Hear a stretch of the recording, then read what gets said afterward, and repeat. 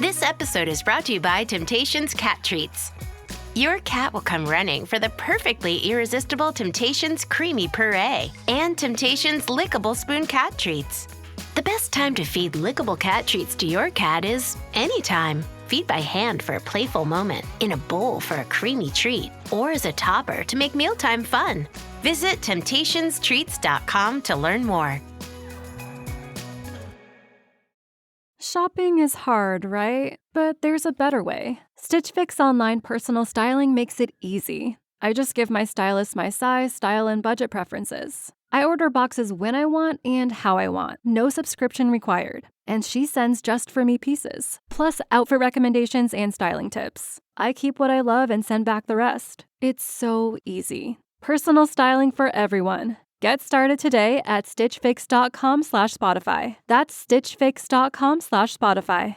Subtle results, still you, but with fewer lines. Botox Cosmetic, botulinum toxin A, is a prescription medicine used to temporarily make moderate to severe frown lines, crow's feet, and forehead lines look better in adults. Effects of Botox Cosmetic may spread hours to weeks after injection, causing serious symptoms. Alert your doctor right away as difficulty swallowing, speaking, breathing, eye problems, or muscle weakness may be a sign of a life-threatening condition. Patients with these conditions before injection are at highest risk. Don't receive Botox Cosmetic if you have a skin infection. Side effects may include allergic reactions, injection site pain, headache, eyebrow and eyelid drooping, and eyelid swelling. Allergic reactions can include rash, welts, asthma symptoms, and dizziness. Tell your doctor about medical history, muscle or nerve conditions including ALS or Lou Gehrig's disease, myasthenia gravis, or Lambert-Eaton syndrome, and medications, including botulinum toxins, as these may increase the risk of serious side effects. For full safety information, visit BotoxCosmetic.com or call 877-351-0300. See for yourself at BotoxCosmetic.com.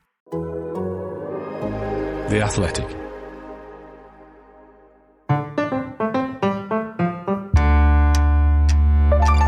Hello and welcome to And Colossally, That's History, the podcast that reappraises motor racing history. I'm Matt Bishop, and I'm absolutely delighted to be back with my friend and co-host, Richard Williams, for Season 3 of our podcast. How have you been, Richard? All fine, thanks, Matt, and you're looking pretty good yourself. As you say, it's great to be back with our third season of the pod. And while I don't want to give too much away, we're going to be bringing you some terrific stories in this next run of 10 episodes, starting right now. Regular listeners will know we ended Season 2 with a two-parter on Bernie Ecclestone, and we're starting Season 3 in similar fashion with a two-parter on none other than Enzo Ferrari, the founder of motor racing's most illustrious and celebrated marque. Yes, certainly one of the most influential figures in motor racing history, and, if I may say so, in all sporting history too. But perhaps also one of the most important industrialists of the 20th century, if I can use that word. Would you agree, Richard? Industrialist, that's an interesting choice of term. And maybe a good one from a certain perspective, because he built his business from scratch. He played a big role in ensuring that fast cars were surrounded by an air of glamour and romance in the 20th century. And then he sold half the company to a much bigger one, while retaining control of it until his death. And that's a classic progression. Fiat, you mean, obviously. Fiat, yeah. Indeed. Yeah. But above all, of course, he was a racer. That's how he started out, and it's what he remained. So he was a racer and an industrialist, I think we can agree. Having said that, I'm extremely lucky to have you on this particular podcast, Richard. Well, actually, I'm always lucky to share the podcast with you. But in this particular case, you are a 24-carat Enzo Ferrari expert, having written one of the definitive biographies of the great man, entitled Enzo Ferrari, A Life. How long did it take you to think of that title, by the way? I left that to the publisher. Anyway, it's a great read, and I'd urge anyone listening to buy a copy. Well, that's too kind, but of course other fine Enzo Ferrari biographies are available. They are indeed. But anyway, the blurb to your very fine book reads, quote, "For tens of millions of people around the world, a single name evokes the world of speed, Enzo Ferrari. Today's Formula One would be unthinkable without the presence of the Ferrari cars on the grid. Win or lose, Ferrari attract more fans than all the other teams combined, and the car's unique appeal, their mystique, their myth, has its origins in the story of one man with a dictator's will and the cunning of a Machiavelli." Whoa. End quote. Well, golden words, Richard, golden words. The blurb writers, not mine. Well, very good they are too. And I think it's a terrific summation, because the legend and appeal of Ferrari really is, to this day, wrapped up in the mystique, the myth, the romance that surround its founder. And it's not quite like that for any other automotive manufacturer. Yeah, I'd agree. And in this episode, the first of two, as I mentioned, we're going to rewind to the very start of the Enzo Ferrari story. We'll trace his life's journey all the way up to the point that his team wins its first World Championship Formula One race, before hitting pause ahead of part two. Yes, and it's a fascinating story. And I'm guessing, Richard, given you chose to write a book about him, that you've always found Enzo Ferrari, the man himself, an absolutely fascinating character. Is that a fag yes? It is. As a small boy in the 50s, I fell for the mystique of Italian racing cars. They were Ferraris and Maseratis mostly at the time. And I wanted to know more about them. And it soon became very obvious that the man behind one of those marques, Enzo Ferrari, was someone with a charisma to match the best of his drivers. Absolutely. Just as fascinating. Yes, absolutely. And then the first time I visited the Ferrari factory in Maranello in 1977, he was actually in the office. I didn't get to meet him. What a shame. It'd be lovely to say that you had. Wouldn't it? But Yes. I was with a friend. I was with a friend who was actually a rock star and was a good customer of Ferrari at the time. And he didn't get to meet him either. Are we going to hear who the rock star We're was? not, no. Suffice it to say, it's a long time since he had a hit. Okay. But anyway, but you know, you can visit the Vatican without getting to meet the Pope. And one of the nicknames for Ferrari was the Pope of the North. So in these two episodes, we'll try to build up a picture of a remarkable man. Well, yes. So let's get started on the story of the Pope of the North then, shall we? And, by the way, as we've already said, the name Ferrari evokes speed, probably more powerfully than any other name, in fact, and exoticism too, I think we can say. And yet, Ferrari is actually quite a common run-of-the-mill surname in Italy, is it not? It means smith, doesn't it? Yes, it does. In Italian, ferro means iron. So Ferrari is the equivalent of blacksmith or just smith. It's a name that sounds very exotic to us, it certainly did to a small boy, but is actually the third most common surname in Italy, after Rossi and Russo. I thought you were going to say after Maserati and Lamborghini. Good. But anyway, I think that qualifies as the first anorak fact of Series 3 of Colossally. That's history, Richard, so well done. And if I may say so, I've always thought that the fact that Ferrari means smith, or equates most closely to smith anyway, explains a lot about the passionate fervour of the tifosi. I mean, put it this way. For many years, Formula One was pretty much a battle between one Italian team, Ferrari, and a gaggle of British teams, you know, BRM, Lotus, Brabham, McLaren, Williams, it goes on, Tyrrell, March, Shadow, Surtees, Ensign, Hesketh, etc. Well, just imagine if the boot had, for all those years, been on the other foot. Just imagine that for all those years, Formula One had been pretty much a battle between one British team and a gaggle of Italian teams. And just imagine that one British team had been called Smith. Well, we British Formula One fans would have felt pretty proud of Smith, wouldn't we? And we'd have supported them with absolute patriotic fervour, and we'd have celebrated long and loud whenever they won, wouldn't we? Well, that's an interesting perspective, and it's one I confess I hadn't previously considered. So the equivalent of Forza Ferrari would be, come on, Smith. Exactly so, or even, come on, you Smiths. Yes, okay. Possibly. Possibly. That surprised you. Quite have the same ring. Anyway, we digress. So let's go back to 1898, February the 18th, 1898 to be exact, because that's when Enzo Ferrari was born in the town of Modena, whose population was then about 50,000. It's about 4 times that now. And Modena is in the Emilia-Romagna region of northern Italy. I say that's when he was born, but there's actually some dispute about that because his birth certificate records the date as February the 20th. Ferrari himself always claimed that the discrepancy was the result of heavy snow in the region, which prevented his father getting to the registry office to register the birth for 2 days. But according to Luca Dal Monte, another Enzo Ferrari biographer. And a very fine one, I must say. And absolutely a very fine one.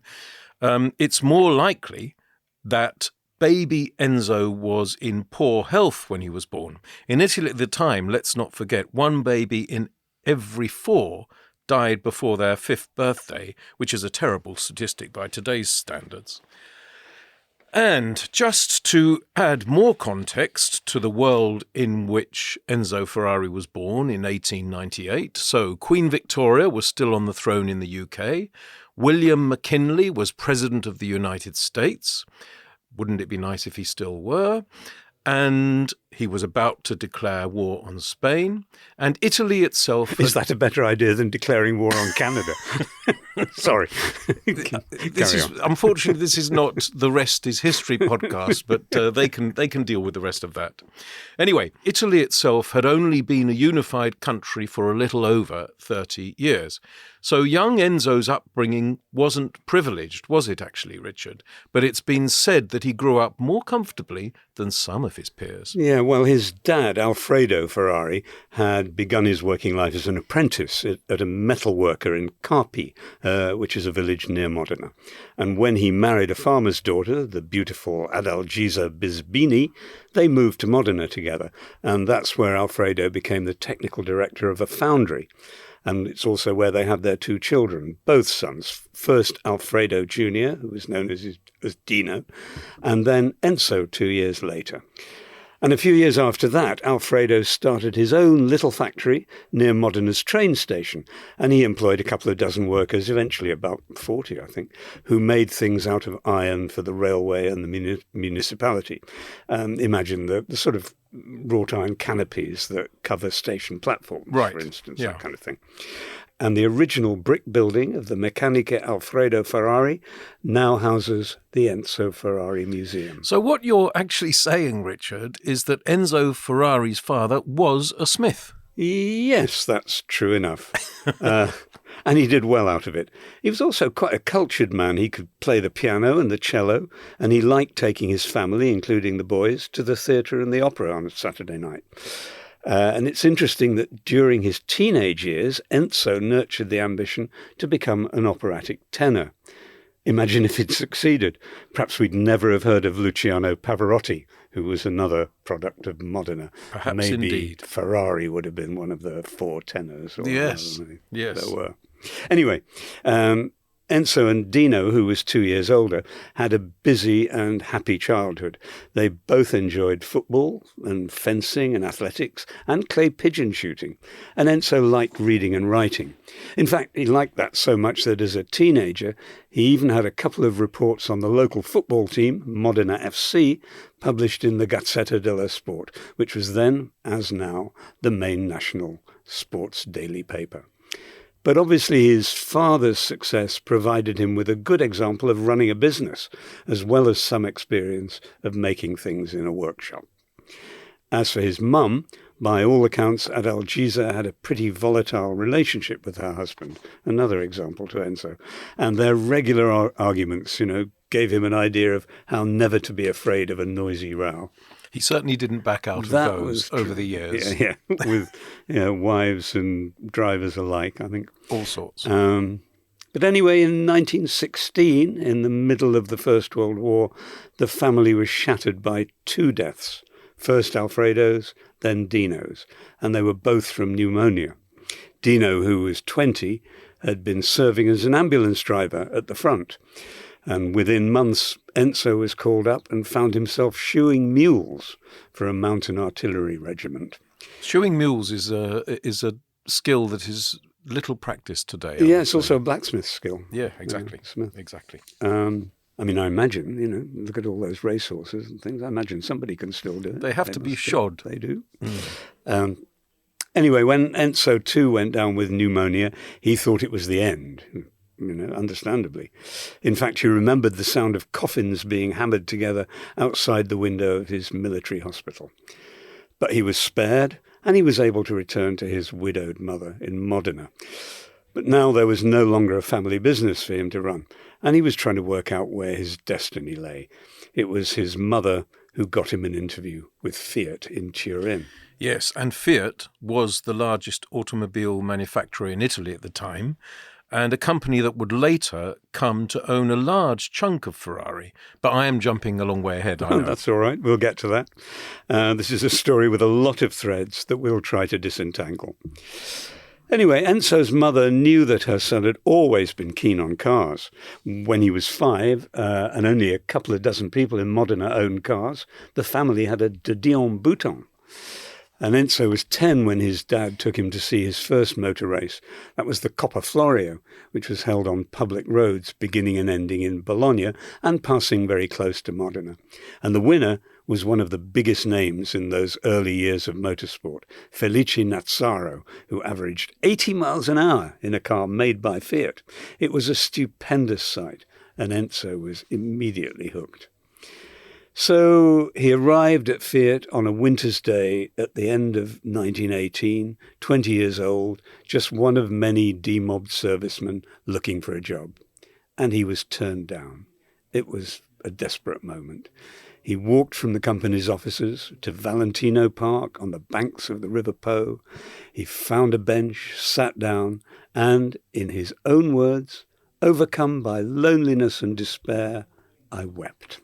What an amazing little story, thinking of, 20-year-old Enzo Ferrari in the depths of despair and depression in that way. No idea of what was to come in No his idea.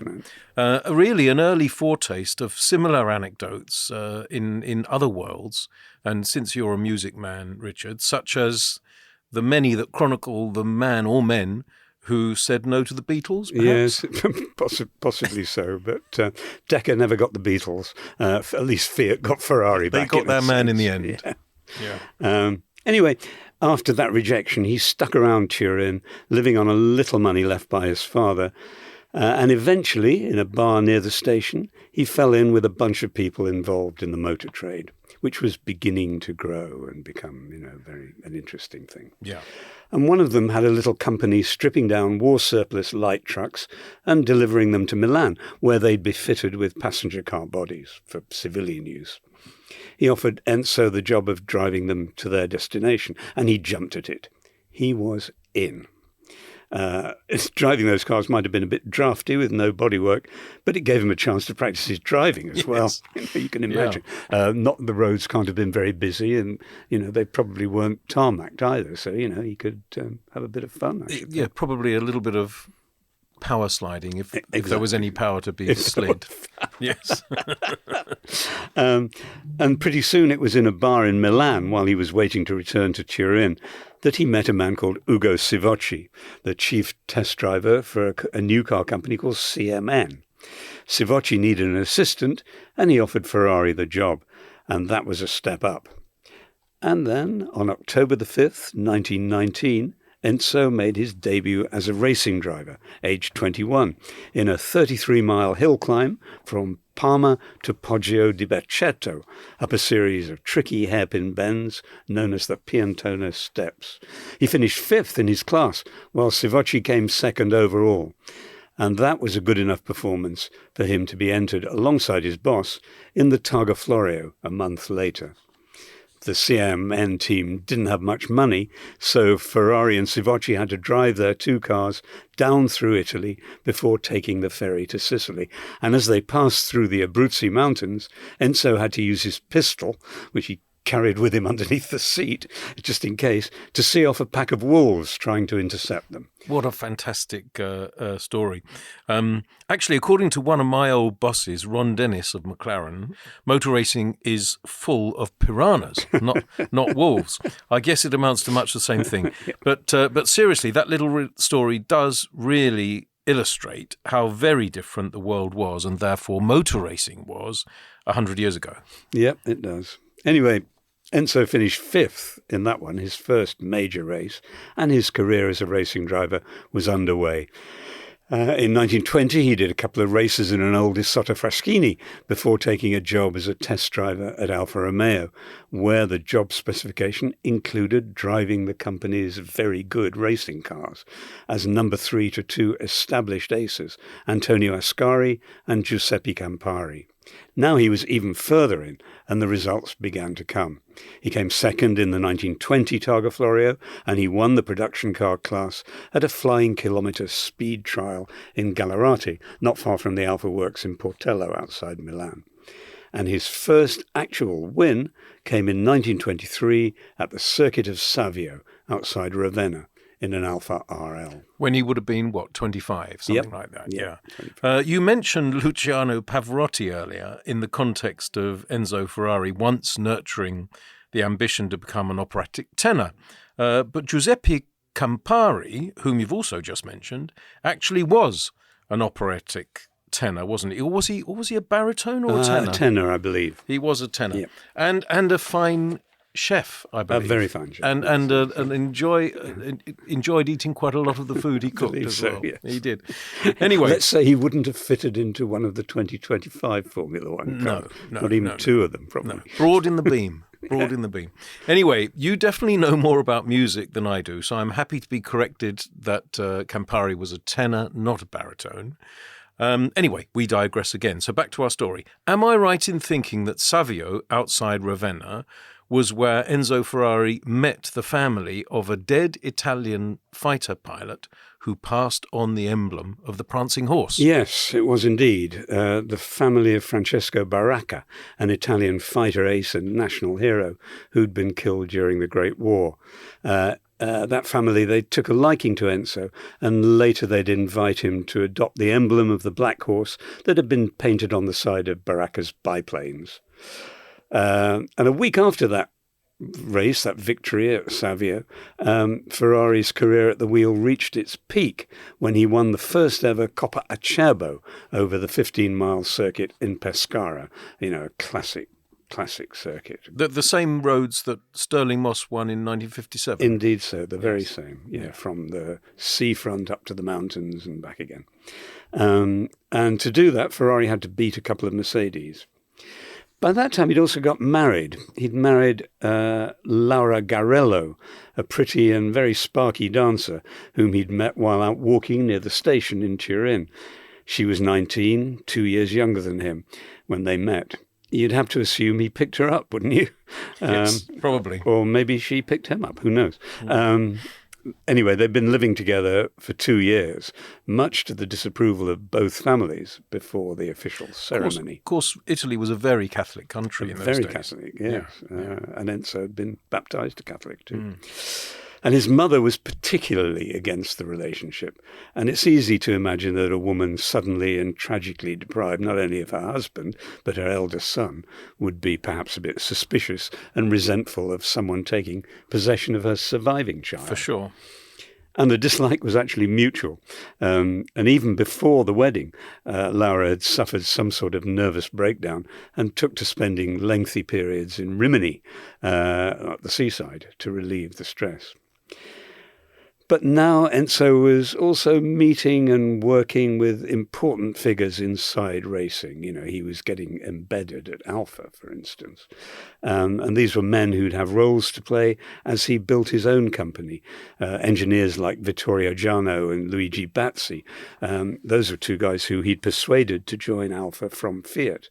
And then, of course, there was the ace of aces, Tazio Nuvolari, who was the overall winner of the 1928 Circuit of Alexandria, in which Ferrari won his class.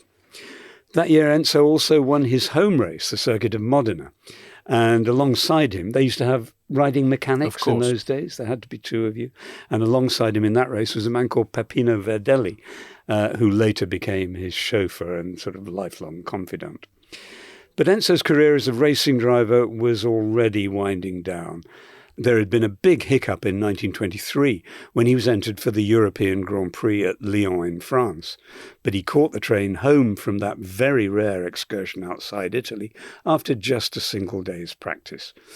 The reasons remain unclear, but apparently he was daunted by the power and speed of the Alfa P2, which was actually a pucker Grand Prix car. Maybe he was also responding to Laura's increasingly vocal desire to have a husband who wasn't putting himself in harm's way quite so often. And after that strange episode, his appearances at the wheel became sporadic. And his last race of all actually came in 1931, when he and Nuvolari, both at the wheel of beautiful Alfa Romeos, finished second and first, respectively, Nuvolari first, in the Circuito Tre Provinci. By then, the cars were being entered by the Scuderia Ferrari, and they were wearing badges with the prancing horse against a yellow shield, which was the colour of Modena, where they had their headquarters. And Laura was now 5 months pregnant with their first, and as it turned out, only child, which must have been a factor in his decision to stop. It probably was. Just to be clear, because sometimes I think not everybody seems to understand this, is that Scuderia Ferrari ran Alphas during that period. They did. We'll go on to talk We'll go on that, to when they started running Ferraris, but that's later in the story. Yeah.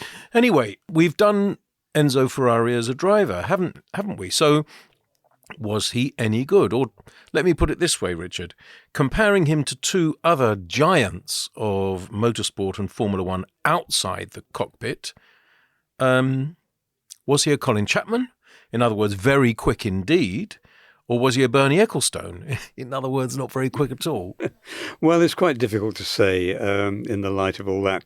He wasn't an Ascari or a Nuvolari, that's for sure. He was good enough to win big sports car races, but not Grand Prix, I'd say.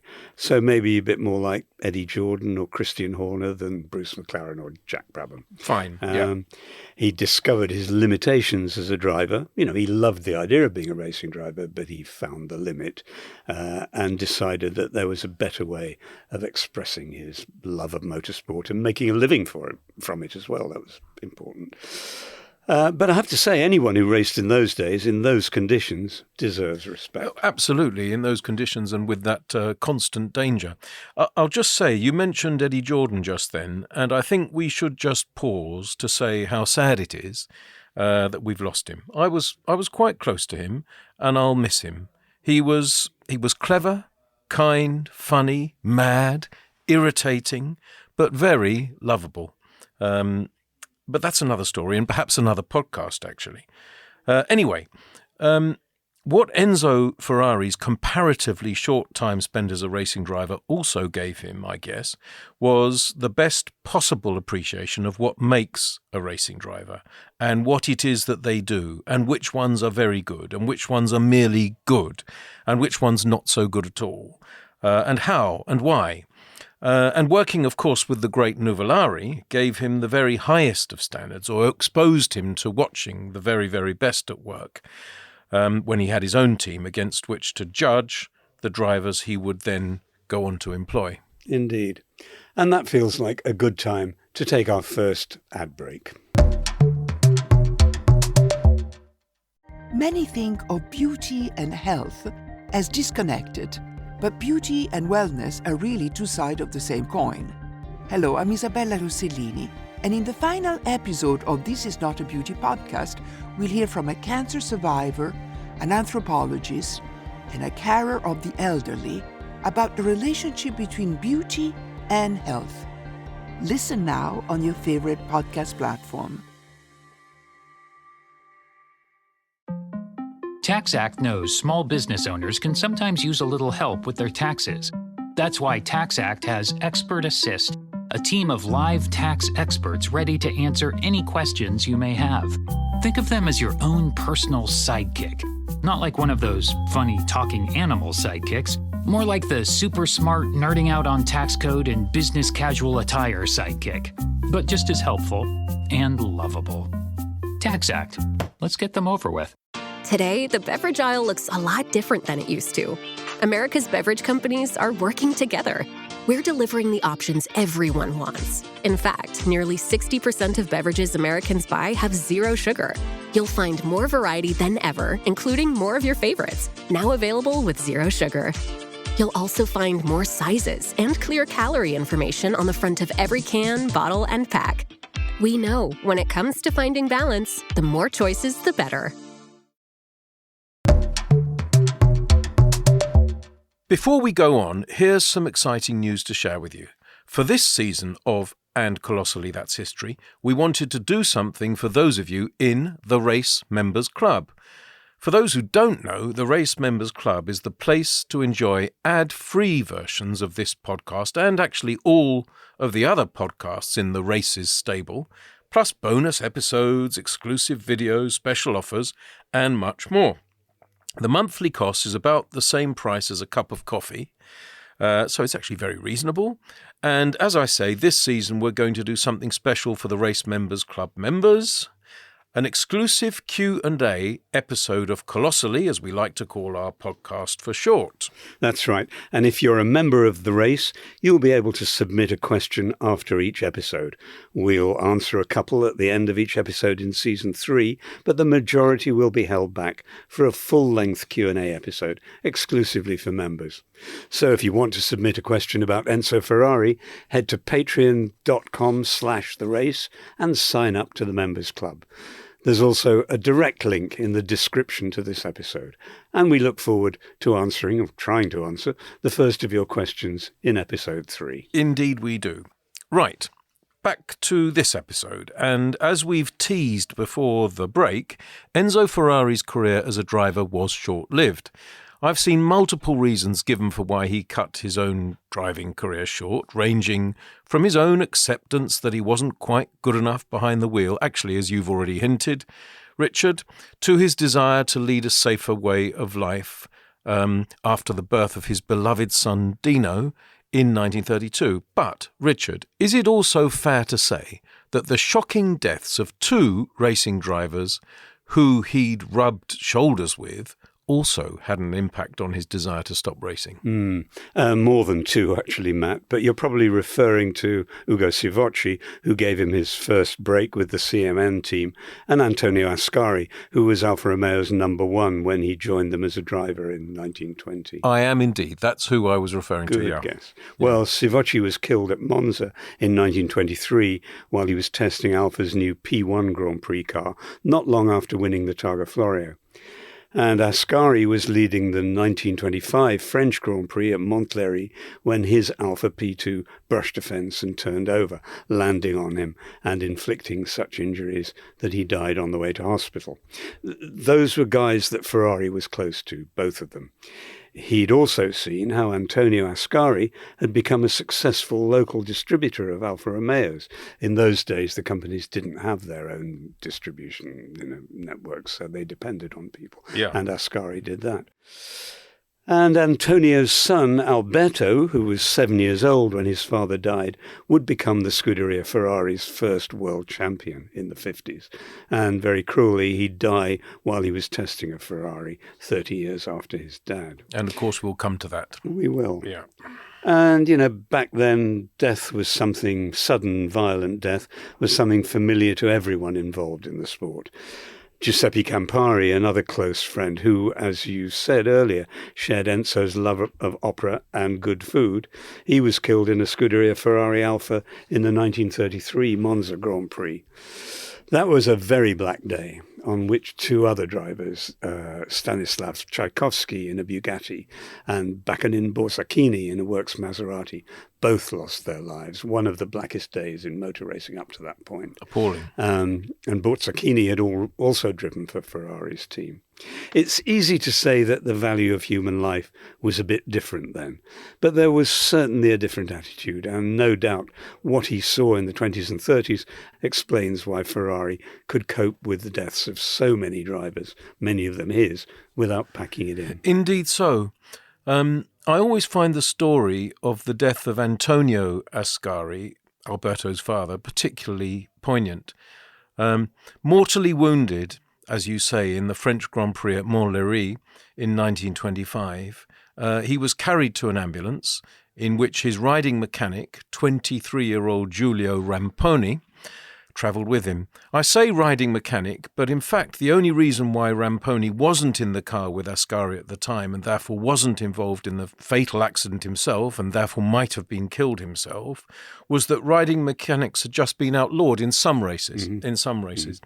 But Ascari died en route, and we gather that he breathed his last in Ramponi's arms. Racing was very tough indeed back then. And actually, although it was tough and it was regarded as tough, I suppose the First World War wasn't that old. So people like these young men were used to this kind of thing. Yeah, I think that's absolutely true. Yeah. Anyway, let's now talk about how Enzo Ferrari became a businessman, Richard. Well, he actually started his first company in 1920. When he was only 22. It was based in Modena. It was called the Carrozzeria Bodybuilders, Emilia, the Carrozzeria Emilia. And his idea was for customers to buy... Coach builders. Bodybuilders are muscle men, I believe. Oh, I'm sorry. Yeah, like you. They were bodybuilders, but coach builders is a safer word. All right, okay, coach builders. Right, fine, okay. Anyway, the idea was that customers bought a rolling chassis, a chassis and the running gear, including the engine, from a manufacturer like Fiat or Alfa Romeo, and then they got Enzo Ferrari's company to fit them out with custom-made bodies, or coachworks, if you prefer. Yes. And that was common practice back then. You know, if you bought a Rolls-Royce or a Bugatti, quite often you got a specialist coach builder to design and build the bodywork. But Italy was going through a post-war economic recession when he launched his company, and the business went bust within a couple of years. And at that point, his doting mother sold some of her furniture to pay his debts. Wow. So you can see he hadn't been left a pile of money by his dad. No, absolutely. Having to do that. Yeah. Anyway, he wasn't discouraged. His relationship with Alfa Romeo was very good, and he became the company's distributor for the Emilia-Romagna region. And if his wealthy customers wanted to race their cars, he now had the experience and the reputation to help them. And something else he had in Modena, he had access to a tradition of artisan skills that exists to this day. You know, if you want to get something made in metal, that's the place to go, you know, made by hand. He'd seen how it worked in his own father's company, and now he set up a business with a workshop on the Viale Trento e Trieste, near the centre of the city, and he and Laura lived in an apartment above the shop. But by 1929, he was working on a new scheme. With encouragement and the promise of financial support from a couple of gentleman drivers from Bologna called Alfredo Cagnato and Mario Tardini, he approached Alfa Romeo with a plan to run their cars under the banner of a team to be known as the Scuderia Ferrari. They agreed and took a small shareholding. Enzo Ferrari was always good at gathering friends and associates around him, in fact, wasn't he? Oh, yes, it was one of his great gifts, I think, especially when it came to his business. He may have cultivated an air of mystery and remoteness in later years, you know, the Pope of the North, but he was actually a very convivial man. He spent with his friends, with people he knew. Yeah. He spent a lot of time in the bar of the Hotel Real, close to his workshops, and he liked a bawdy joke, and he enjoyed particularly arranging big end-of-the-season banquets that made everyone feel good about what they'd been doing. He was a tough negotiator, but he was a fair one, and he didn't cheat people. And right at the beginning, he did something very brilliant, something that laid the foundation for just about every subsequent team in big-time motor racing. He approached Bosch, who made spark plugs and electronics. He approached Pirelli, the tyre manufacturer, and he approached Shell, the oil company, and he asked them all to support his new team with money and equipment. All of them pitched in, and in effect, they became his first sponsors. So actually he invented sponsorship in motor racing. He kind of did, yeah. I mean, in those days, the names wouldn't have been on the bodywork, but those companies could advertise their connection with a winning team in newspaper ads and on posters and on banners around a circuit. It wasn't like using Grand Prix cars to advertise cigarettes or condoms or cryptocurrency.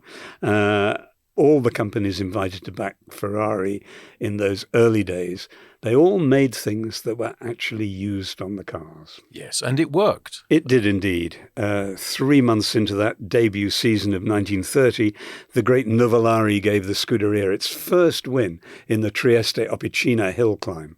Then Luigi Arcangeli won the Circuito Tre Provinci and the Circuito Senigallia. And Baccanin Borsacchini won another hill climb. I must say, your Italian is getting a good workout today. It certainly is. Well, I do my best. It all comes from reading the football reports in the Gazzetta dello Sport. Yeah. Anyway, so Enzo was always very aware of the value of publicity, and the projection of the team's image was already something he considered. He really liked journalists. I mean, he'd had a go at being a journalist himself at the beginning, and he often kind of enlisted the support of journalists. I mean, later in life, he even made 2 journalists, Franco Lini and Franco Gozzi, who became sort of confidants. He made them team manager of the Grand Prix team. Imagine if Ron Dennis had offered you the job of team principal of McLaren when you were working there as head Strangely, of that never happened. How differently things might have turned out. Better, mate. Better. They would have worked out better. Of course they would. We'd never have heard of that bunch who are putting them on the front row now. Anyway, one thing he did at the end of each season, he published the first of his yearbooks, which summarised the year's achievements. Make him look, this was substantial stuff. And that's a tradition that's actually still going today. They still send me one every year. Do they? Yes. Nice. Hang on to it. They're worth something. Yeah. I've got a 1958 one. That's worth a bit. Anyway, so in 1931, the Scuderia entered their first proper Grand Prix at Monaco and the Nürburgring. And in 1932, they had their first wins in really big events when Nuvolari won the Targa Florio and the Coppa Acerbo in Pescara. And in 1933, Nuvolari won the Grand Prix in Tunis and Tripoli and the Eifelrennen, which was a big race at the Nürburgring back in those days. But the cars were being outclassed by their rivals from Bugatti and Maserati. And Nuvolari suddenly left the team when his request that it be renamed the Scuderia Nuvolari Ferrari was turned down. And, understandably so. Was Enzo right to turn that down? Was that an unreasonable request at the time from Nuvolari? Well, I think it probably was. So do I, actually. Imagine if Max Verstappen asked for the team to be renamed Verstappen Red Bull. Probably quite justifiable, by the way. Or maybe it should have been Verstappen Newey Red Bull for the last few years. Never mind. Another podcast. Anyway, the break came after Nuvolari had also demanded, again unsuccessfully, to be allowed to race a Maserati under the Scuderia's colours in the Coppaciano at Livorno. Ferrari said no and carried on preparing Nuvolari's usual Alfa, which was ready for him at the circuit. Instead, Nuvolari turned up with the Maserati, which he'd bought and smuggled into the circuit, and he won the race. A real, kind of V sign to Enzo It sure Ferrari. was, and it did not go down well. Yeah. And Ferrari got his revenge a few weeks later when that Maserati with Nuvolari was leading the Italian Grand Prix until a tyre blew right in the closing stages, which handed the victory at Monza in front of the home crowd to Luigi Fagioli in the Scuderia Ferrari's Alfa. There you are. Payback. Yep. So he'd lost Nuvolari, but the arrival of 2 new drivers, Achille Varzi and a young Algerian called Guy Moll, meant that Ferrari wasn't exactly short of talent in the cockpit. I mean, Guy Moll died young. Great driver. Very talented. Yeah, very talented. Very much so. Indeed. Yeah. Could have been one of the greats. Could have he was been. in his very early 20s. And he started the season by winning the Monaco Grand Prix and the Avusrennen in Berlin, before being killed during the Coppa Acerbo in Pescara later in the season.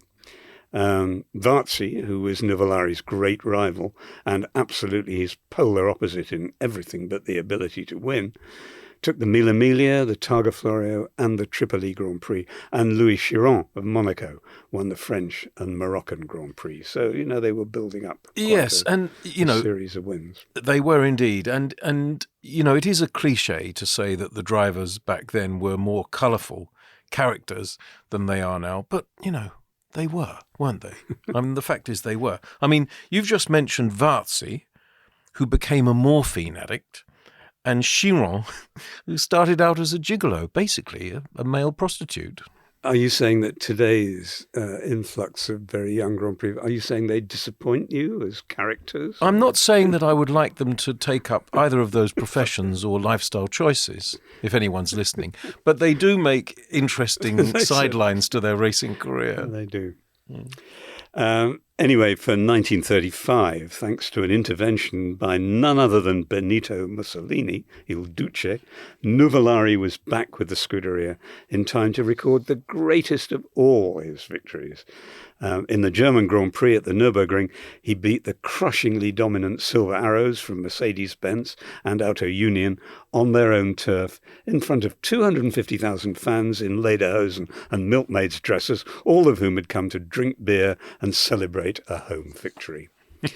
What they actually saw was a display of Italian virtuosity in an outclassed car that left Adolf Hitler's motorsport supremo having to make a very uncomfortable telephone call to his boss. And that's a race, probably the greatest underdog victory in the history of Grand Prix racing, that we'll go back to in depth when we devote an episode of the podcast entirely to Nuvolari, as we certainly will. We certainly will. And but I will just say one extra detail. For now, the organisers were so unprepared for Nuvolari's victory that they didn't have a record of the Italian national anthem ready to play after the race, did they? No. And but Nuvolari always carried a spare for luck, and he provided it in time for it to be played nonetheless. One can imagine that Hitler was not amused. I should think not, but how funny that Nuvolari carried a 78 RPM disc of the Italian national anthem around with him, just in case, they haven't got one because he was expecting to win. I mean, I hope he took 2 or 3 because I remember 78. So do I. And they were very fragile. We're not talking about vinyl, pre-vinyl. Indeed. Yeah. Shellac. And of course, second in the race was Manfred von Brauchitsch, who was very high up in the kind of Nazi, well, his family was high command. Yeah. So probably adding insult to injury that he was the one who failed to beat Nuvolari's Alpha. Yes, I think there was fury, actually, that day. But anyway. But, that day was the exception. And the German onslaught meant that the Scuderia's successes were now generally restricted to second-rank events, apart from the Mille Miglia and the Targa Florio, which were the big sports car classics. Alfa reacted by deciding that they wanted to regain a bit of control of their racing effort for 1937. So they bought a bigger share in the Scuderia Ferrari, 80%, and sent Ferrari a talented engineer called Gioacchino Colombo. And together, Ferrari and Colombo recognized that they were unlikely to be able to compete with the German teams in Grand Prix racing. So they concentrated most of their efforts on designing a car for voiturette racing, a sort of Formula 2 for cars with supercharged 1.5-litre engines, in which they could compete with the Maseratis and Bugattis. Colombo started work in Modena at the workshops on a single-seater with a straight-8 engine, to be called the Tipo 158. He'd wanted it to be rear-engined, like the Auto Unions, but Enzo told him very sternly that as far as he was concerned, the ox should always be pulling the cart. Had you ever seen it the other way around? So the Tipo 158 would have its engine in the traditional place in front of the driver. Enzo Ferrari remained wedded to that view for quite some time. Quite some time, long after it ceased to be fashionable or even practicable. Which we will come to. But then at the start of 1938, Alfa's chairman announced that all further work would be done not in Modena, but at Portello, Alfa's factory in Milan. Enzo would still be running the team, but the Scuderia Ferrari and its Modena base would be effectively shut down. In Milan, the task was made a lot harder for him by the presence of a new head of design, a Spaniard named Vilfredo Ricart, who had strong ideas of his own, and Enzo hated him on sight. In his memoir, he wrote about Ricart's sleek, oiled hair and his way of wearing elegant clothes with a somewhat Levantine air. Quote, "When he shook hands," he wrote, "it was like grasping the cold, lifeless hand of a corpse." You can tell he was a journalist originally, can't you? Indeed. Nor was Enzo getting on very well with Alfa's chairman, a man called Ugo Gobbato. Quote, "Gobbato believed that a racing car should be the synthesis of all the products of all the departments of a big works," Enzo wrote. Quote, "I took the opposite view. He hated having to adapt himself to sudden changes, while to me, the act of the makeshift was almost part of my religion." So that relationship couldn't last. The Tipo 158, which was a really good car, won on its debut at Livorno that August 1938 in the hands of Emilio Villaresi, and it carried on winning races in 1939. It really was a great car in its formula. But the relationships were crumbling, not least when Ferrari didn't turn up to a top-level strategy meeting at Gobbato's summer home in the Dolomites. And on September the 6th, 1939, 6 days after Germany had invaded Poland, Gobbato wrote to Ferrari to thank him for his work and to sack him with a hefty financial compensation. And under the severance deal, whatever he did next, Ferrari was unable to use his own name for 4 years. Of course, the war would then make that not very bad a punishment. Indeed. Yes. Well, anyway. Drew its teeth. Yes, exactly. Of course, in hindsight, being sacked by Alfa Romeo was a great thing, in fact, for Enzo Ferrari, because it set him on a different and very successful course. But at the time, war or no war, there was a lingering resentment from Ferrari towards Alfa, I think, wasn't there? And did beating Alfa become a strong motivation for him, therefore? I mean, was he a man who harboured grudges in that way? Well, I don't think he was a small-minded man, but he definitely didn't forget an insult. And in this case... Well put, yeah, I think that's right. And in this case, he'd definitely get his revenge eventually. But Italy hadn't yet joined the war, so his idea was to find a way of carrying on. And with the money he got from the settlement, he formed a new company called Auto Avio Costruzioni. And he and his designers, two guys called Alberto Massimino and Valentino Bellantani, began work on a sports car with an 8-cylinder engine, 1.5 litres. And they aimed it at the 1940 Mille Miglia, which was to be run over several laps of a shorter course, starting and finishing in Brescia. And they built 2 of those cars. It was called the 815, and it had lovely flowing bodywork by Touring of Milan, the coach builders. And one of those cars was to be driven by Alberto Ascari, the late Antonio's son, who was now 21 and showing great talent. And it demonstrated that it was a very fast car during the race, but both cars retired, and they left the win to the German BMWs. May I interrupt you with our second Anorak fact of Series 3, please, Richard? You may indeed, Matt. Go ahead. It is a real Anorak fact, I have to confess. It's this. The Auto Avio Costruzione 815's 8-cylinder engine was made by the conjoining of 2 4-cylinder engines from the Fiat 508 Balilla. I can see you glazing over. Bear with me on this. Not at all, no. Bear with me on this. That Fiat Balilla is a beautiful little car. Beautiful little compact road car. Yeah. And that 4-cylinder Fiat engine, eventually bored and stroked to 1100cc, went on to power, if you can use the word power, the Fiat 1100 of 1953, elegant little 4-door saloon, which remained in production until 1969 and whose tooling was then shipped to Bombay, now Mumbai. I told you this was an Anorak fact, where the Indian car company Premier fitted it to its Padmini model, itself based on the Fiat 1100. And the Premier Padmini continued in production in India right the way through to 2001. Now, I happen to know this because when I first went to India in 1993, and particularly to Bombay, now Mumbai, I saw Premier Padminis everywhere, and they were the staple taxi, and I rather liked them.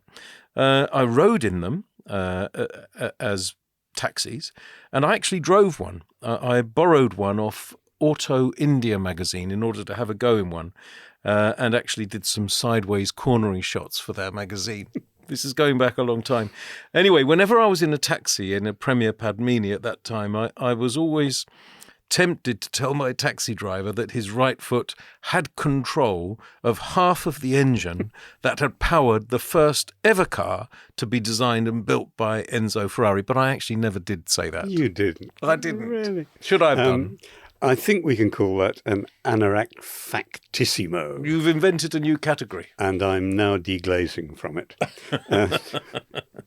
Anyway, back to our story. 6 weeks after that Mille Miglia, Italy joined the war and everything changed. Suddenly no one was making racing cars anymore. No more racing. So Ferrari had to adapt in several ways, mostly by keeping his head down and finding ways to preserve and build his business. He stopped thinking about cars and started manufacturing machine tools, particularly grinding machines for making ball bearings, at a new factory he built in 1943 on land he'd bought outside Maranello, a small town 20 kilometres from Modena, famous for nothing at that point. Inevitably, some of those ball bearings found their way into machinery that helped Mussolini's war effort. But Ferrari joined the fascist party eventually only when it became mandatory in order to get a permit to travel abroad. He didn't go abroad much, but he did, once or twice. He expressed no political views in public, but he did do things like saving a Jewish lawyer, a friend of his, from a beating from fascist thugs. And then when the Nazis occupied Italy a bit later in the war, he helped the partisans by allowing fugitives to hide in a barn on his property and by permitting his workers to repair rifles and making metal spikes to throw under German trucks. He also had to cope with his new factory being occupied by the Nazis, who tried to send his grinding machines to Germany. And then he had to cope with being bombed by the Allies twice in the last winter of the war. So to be clear, he joined the fascist party not because he was a fascist by ideology at all, but expediency. Absolutely, yes. Yeah. He was being pragmatic. Yes. And he survived. Unlike some, who included his friend Eduardo Weber, the carburetor manufacturer, who was a fascist. A proper fascist. Was he? Real fascist. Yeah. And Ugo Gabato, the Alfa chairman. Weber was disappeared, and Ugo Gabato was shot outside the factory gates by the partisans. Shot dead. Dead. Yeah. And so Ferrari was said to have been on their list too, for execution for whatever reason. But this was a post-war chaos of accusations and counter-accusations. When you could, if you got somebody you didn't like, they could say, you could say, he was a fascist. It was a way of getting someone you didn't like bumped off. Absolutely, yeah. So it's probably significant that Enzo lived through, survived through that. And in May 1945, he could celebrate not just the end of the hostilities, but the birth of a second son. It wasn't to his wife, Laura, though. It was to a woman called Lina Lardi, with whom he'd been having a relationship since 1929. Quote, "A man must have 2 wives," unquote, he once said to a friend. And Lina was the one without the official papers. The boy she had was called Piero. He was brought up by his mum, first in an apartment in Modena, and then in a house in the nearby village of Castelvetro, which Enzo provided, and Enzo visited most evenings on his way home from Maranello. Only his closest friends knew about his second family. Wow. Yeah, and it was a bittersweet addition, this second son, because Ferrari would already have known that Dino, his first son, had been suffering more or less since birth from a genetic defect called Duchenne's muscular dystrophy, which was a wasting disease from which most sufferers died before they reached 20, and now he was 13. But Ferrari, in the middle of all this, he had to get on with rebuilding his business, and at last he was free to build cars with his name on them, bearing the badge of the prancing horse. And that feels like a good time for another quick break. Get ready for Netflix's gripping new medical drama, Pulse. Set in a cutting-edge Miami trauma center, third-year resident Dr. Danny Sims is unexpectedly thrust into a promotion when beloved chief resident Dr. Xander Phillips gets suspended. Then, with the emotional and physical stakes at their highest, a storm will push the hospital and its residents to their limits. Witness how life can change in a heartbeat when you're operating under pressure. Watch Pulse April 3rd, only on Netflix. Hey guys, have you heard of Goldbelly? It's this amazing site where they ship the most iconic famous foods from restaurants across the country, anywhere, nationwide. I've never found a more perfect gift than food. They ship Chicago deep dish pizza, New York bagels, Maine lobster rolls, and even Ina Garten's famous cakes. So if you're looking for a gift for the food lover in your life, head to goldbelly.com and get 20% off your first order with promo code GIFT. This episode is brought to you by Shopify. Do you have a point of sale system you can trust, or is it a real POS? You need Shopify for retail. From accepting payments to managing inventory, Shopify POS has everything you need to sell in person.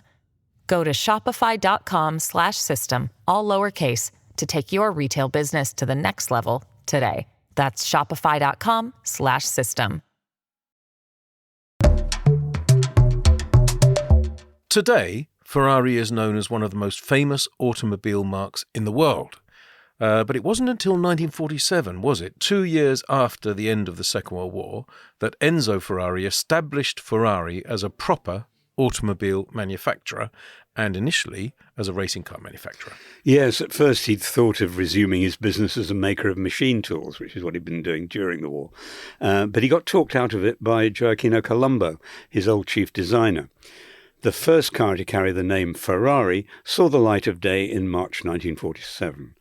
It was a lightweight two-seater sports car intended for racing with a beautiful little 12-cylinder engine of 1.5 litres designed by Colombo. And this one wasn't based on a Fiat. It was a thoroughbred. I've got no India-based stories. You know, so sorry. No taxi anecdotes.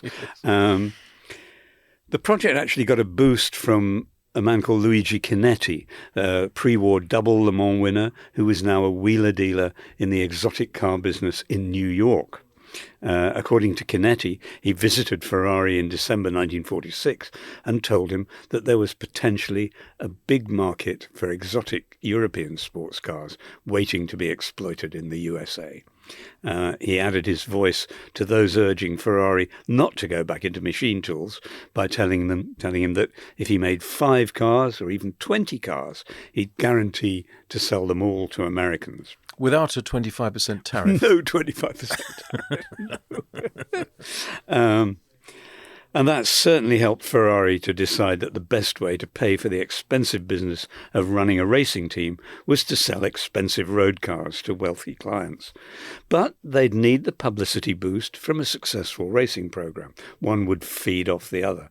And so it has been from 1947, when 4 Ferraris were built, to the 2020s, when getting on for 10,000 cars a year, maybe a little more now, leave the factory. Yeah. That very first Ferrari, the 125S, made its competition debut on May the 11th, 1947, at Piacenza, in the hands of Franco Cortese, an experienced driver who'd also been doubling up as Ferrari's travelling machine tools salesman. It had been finished in such a hurry that there wasn't even a badge on the bonnet. But Cortese set the fastest lap in practice and was leading the race when his fuel pump packed up with 3 laps to go. Franco Cortese actually holds the record for the most finishes in the Mille Miglia. 14 finishes, and that is an anorak fact. Impressive anyway, too. Very impressive. I'm going finishes, not just starts, but he finished the race 14 times. Actually, I'm going to stop announcing anorak facts on this podcast, Richard, because the depth of your knowledge of Enzo Ferrari's early career is so profound that everything you've said so far is an anorak fact, and I'm loving it, mate. Well, I hope I'm not stifling one of your principal pleasures of this activity. There we are. Anyway, that's very kind. And rather surprisingly, Enzo Ferrari wasn't there to see Cortese race the 125S. He was at home waiting for his sporting director, a man called Federico Giberti, to call and give him the results. This was a habit he got into before the war. He went to test sessions sometimes and sometimes to the practice days at Monza, but he no longer attended the races themselves. It was almost as if the fear of seeing his machines fail was stronger than the hope of seeing them succeed. That's interesting. Yeah. But of course, when things went wrong, it meant he relied on his team manager telling him the truth about what had happened, which wasn't always the case, as we'll see. Welcome to the world of PR. Yeah, and PR in Formula One in particular. Yes. 2 weeks later, anyway, Ghiberti was able to call with better news, this time from Rome. Cortese had won the race on a circuit in a public park around the baths of Caracalla. A car called a Ferrari had won its first victory. A great day. A very great day. And Cortese actually won 3 more races over the next few weeks, and that was enough to bring Tazio Nuvolari back into the fold. He and Enzo made a deal, and straight away he was winning races again, including one in Parma, where he judged a beauty contest on the night before the race. And he stalled his engine on the grid, made his way from 14th to 1st, and invited the new Miss Parma, Signorina Parma, into the passenger seat for the lap of honour. As you do. As you do. And it was with sports cars that the team had its first big successes, starting with the 1948 Targa Florio, which was won in a new model, the 2-litre 166, by Clemente Biondetti and Prince Igor Trubetskoy, an exiled Russian prince. The first of the aristocratic and celebrity customers who added a layer of glamour to the Ferrari image. Trubetskoy had actually bought his car with money given to him by his wife, the Woolworths heiress Barbara Hutton. And that reminds me, actually, that those who remember or listened to, or both, our podcast that we did in the last series about American teams may remember that Barbara Hutton was mentioned, because she was the mother of Lance Reventlow, who raced a Scarab, and it was actually her money that he used to build and race it. It was indeed. There you are. Yeah. So later in 1949, Biondetti also won the Mille Miglia in a closed Ferrari Berlinetta coupe, while Nuvolari caned Trubetskoy's open cockpit car so hard that it had practically disintegrated by the time Ferrari persuaded him to call it a day at the Modena control towards the end of the race. Back at the factory, that car was rebuilt in time for Trubetskoy to take it to Monaco. This was the first appearance for a Ferrari in a proper Grand Prix, and the Count was trundling around quite respectably until he crashed. But the breakthrough to international success for Ferrari came at the 24 Hours of Le Mans in 1949, the first time the race had been held since the war began. Ferrari didn't want to enter it. He was afraid the cars weren't strong enough to last the distance, and he didn't want the bad publicity that failure would bring. But Luigi Chinetti talked him into selling him 2 cars, which he'd sell on to wealthy amateurs who wanted to race. And one of those buyers was a Brit, the young Lord Selsdon. That little anecdote there, I know you haven't finished it, but just if I may butt in, it underlines Enzo Ferrari's fear of failure as well as his appetite for success, doesn't it? Oh, yes, it does. Yeah. I mean, there was something quite conservative about him as well. He didn't want to take that risk at that time. Mm. But anyway, Chinetti co-drove that car with the comparatively inexperienced Selsdon, and Chinetti ended up spending 23 of the 24 hours in the cockpit as they secured Ferrari's biggest victory to date, and it was the one that put the company on the map. Because now potential purchasers could see that Ferraris were not only fast and good-looking, but reliable, although the advertising didn't actually mention that Chinetti had finished the race with a slipping clutch and an engine leaking oil into the cockpit. Maybe one day we should do a podcast on people who have really shouldered the lion's share of the Le Mans 24 That's hours. Absolutely because true, there have been others who've done 20-plus hours, haven't there? Yeah. One or two who tried to do it the whole 24, and one did, actually. That's a good subject. Yeah. Anyway, this time, when Ferrari had its greatest victory to date, again, Ferrari wasn't actually present in person. When the checkered flag fell, he was out walking in the hills above Modena with his older son, Dino, who was now 17 and in increasingly poor health. They'd taken a portable radio with them so that they could hear the results. And this, I think, was the day that Ferrari emerged from the pack in terms of stature and longevity. There were a lot of artisans building small sports racing cars in northern Italy in the 1940s. So why do we know the name of Ferrari today rather than those of Stangalini, Ermini, Giaur or Moretti? And I think it was because of his vision, his high standards, his ambition, and his ability to assemble an effective team. Even after he was made a commendatore, which is a sort of Italian knighthood, he preferred to be called ingegnere, engineer, even though he never actually designed so much as a hubcap. What he was good at was recruiting and motivating the people who could design those things. Yeah, he summed it up, didn't he, in, maybe his most famous quote, which goes as follows: "I'm an agitator of men and machines." And if you think about it, that's the sort of thing that helped him build the success and the mystique, wasn't it? Yes, indeed. And soon he had clients queuing up at Maranello to buy the cars and to meet the man who made them. The Dominican playboy Porfirio Rubirosa, he'd get his American heiress wife, Doris Duke, to buy him 5 Ferraris, some of which he used for racing. Prince Bernhard of the Netherlands was another early customer for Ferrari's road cars and used to make the journey, the pilgrimage, to the factory. So did the Italian film director Roberto Rossellini, who delighted Enzo by bringing along his lover, the Swedish actress Ingrid Bergman. They came to meet the man who was an enigmatic figure, a man behind dark glasses, whose rare pronouncements, like that one about being an agitator, carried the weight of scripture. And there was plenty of agitation to come. Ferrari's next task was to conquer Grand Prix racing, where Alfa Romeo had returned in triumph with the Alfetta, the model conceived in the Scuderia Ferrari's workshops before the war as the Tipo 158.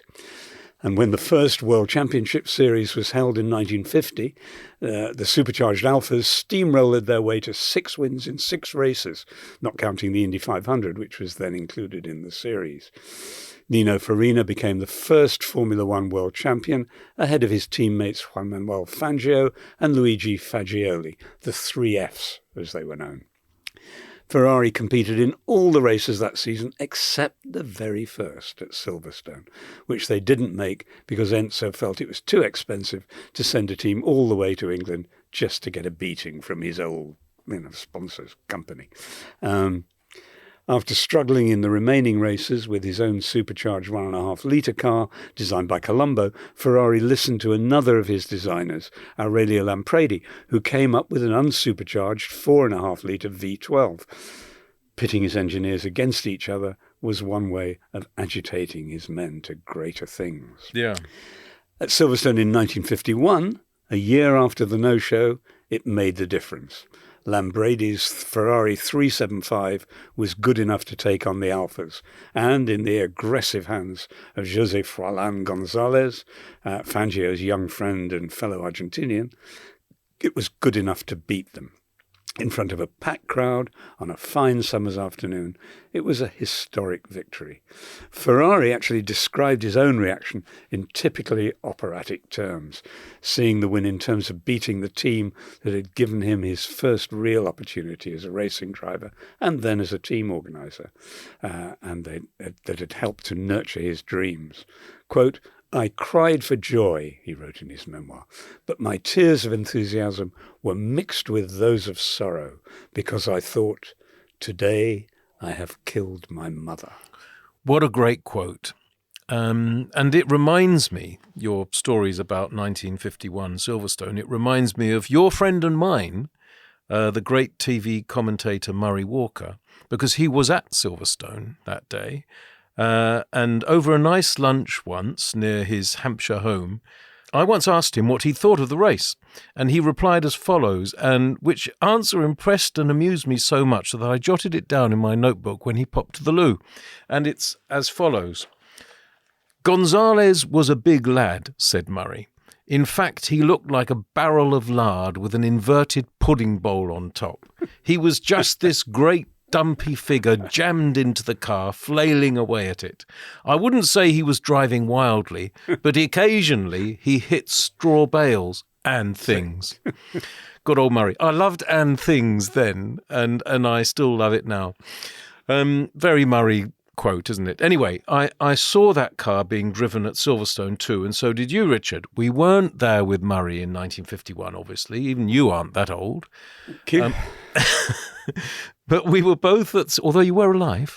You were alive, yes, which I wasn't. Yeah. Anyway, but we were both at Silverstone in 2011 to see Fernando Alonso demo drive it in Ferrari's 60th anniversary celebrations. It was a great thing to witness. Yeah, lovely, handsome car. Absolutely. I think Fernando enjoyed the experience. He did, and it was in great condition because, of course, at that time it was owned by a rather wealthy man. One Bernard Charles Ecclestone, but it's actually recently been bought from Bernie by Mark Mateschitz, the son of Dietrich Mateschitz of Red Bull fame. Anyway, back to 1951, by which time Ferrari had become a Formula One race-winning manufacturer. Richard, was that British Grand Prix victory in 1951 as meaningful at the time as it has become now, with hindsight? Yeah, I think it was. It was a changing of the guard. Anyone who brought Alfa Romeo's tremendous winning streak to an end was obviously a very serious proposition. Indeed so. So it was all falling into place for Enzo Ferrari, and that feels like a good place to say, and colossally, that's history, and wrap up part 1 of our double-header on Enzo Ferrari.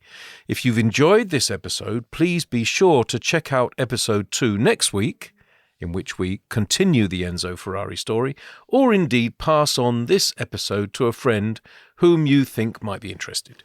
And remember, we'll be answering a couple of your Enzo Ferrari questions at the end of episode 3 of this season. So if you'd like question-asking privileges and the opportunity to listen to our end-of-the-season Q&A episode, head to patreon.com/therace to join the Race Members Club. Absolutely, please do that. And if you'd like to get in touch with something other than a question for us to answer on the show, you can send us an email at podcasts@the-race.com, or you can drop us a line via social media. I'm at the Bishop1, and Richard is at rwilliams1947. I should add, we've really enjoyed catching up on all your correspondence between seasons, between season 1 and 2 and between season 2 and 3, and we're sorry we can't respond to every single one.